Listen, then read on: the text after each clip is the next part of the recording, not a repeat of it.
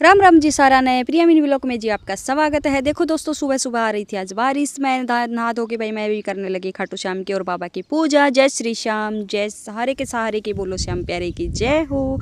दोस्तों फिर मैंने बनाई अपने लिए चाय। चाय बन के भाई तैयार हो चुकी। फिर भाई 1 कप दी मैंने मेरी सिस्टर को चाय, 1 कप मैंने पी ली।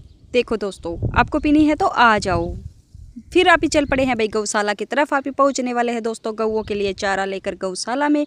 देखो दोस्तों, आप ही पहुंच गए हैं गौशाला में। मैंने जैसे ही एक्टिवा रोकी, एक्टिवा की आवाज़ सुन के देखो गाय कैसे भाग भाग के आ रही है दोस्तों।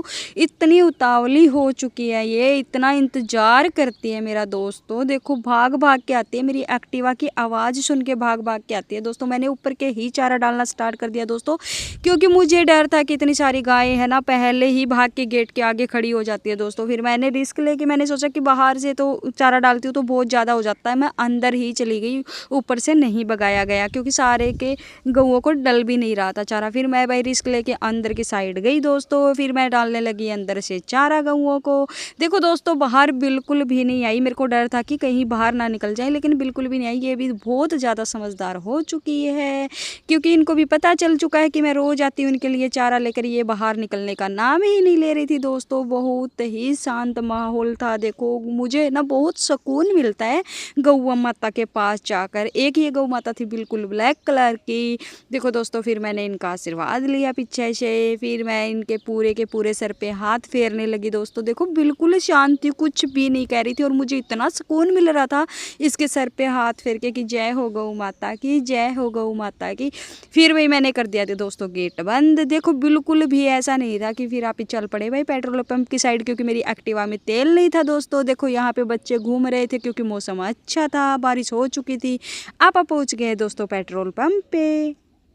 तो आप ही पहुंच गए पेट्रोल पंप पे। मैंने बुलाया अंकल को कि अंकल पेट्रोल डाल दो। अंकल बोला लो तुम ही डाल लो, बेचारे से ना बिल्कुल लंगड़ा सा है तो इधर उधर है ना जल्दी सा टहला नहीं जाता। देखो फिर हंसने लगा कि बेटा ऐसे नहीं डलेगा, ऐसे डलेगा। मैंने कहा ठीक है अंकल, मैं डाल लेती हूँ। मैंने वही फर्स्ट बार ही एक्टिवा में तेल डाला था, क्योंकि मुझे वही पता ही नहीं है कैसे डालते हैं। मैंने भी ट्राई करके देख लिया कि हाँ हर चीज़ को ट्राई करना चाहिए, कि हर चीज़ हमें आनी चाहिए, क्या पता भाई कम काम पड़ जाए। फिर अंकल ने दिया अपना फ़ोन कि बेटे मेरे साथ ना काफ़ी बार फ्रॉड हो चुका है। देखो भाई किसी के साथ ना फ्रॉड नहीं करना चाहिए, कि मेरा ना गूगल पे फ़ोन पे है ना, इसका पेट्रोल पंप का है, ये चलता नहीं है भाई दोस्तों। मैंने उनका चला के अपनी हो गई थी रास्ते में एक्टिवा ख़राब। फिर भाई मैंने बुलाया एक पड़ोसी को, फ़ोन किया कि भाई आ जाओ मेरी एक्टिवा ख़राब हो चुकी है, क्योंकि फिर वो लेके आया रस्सी को। रस्सी बांध दी भाई एक्टिवा के और उसने बांध ली अपनी बाइक के। फिर भाई अभी चल दिए एक्टिवा को लेके मिस्त्री के। देखो दोस्तों, आप ही पहुंच गए मिस्त्री के दुकान पे।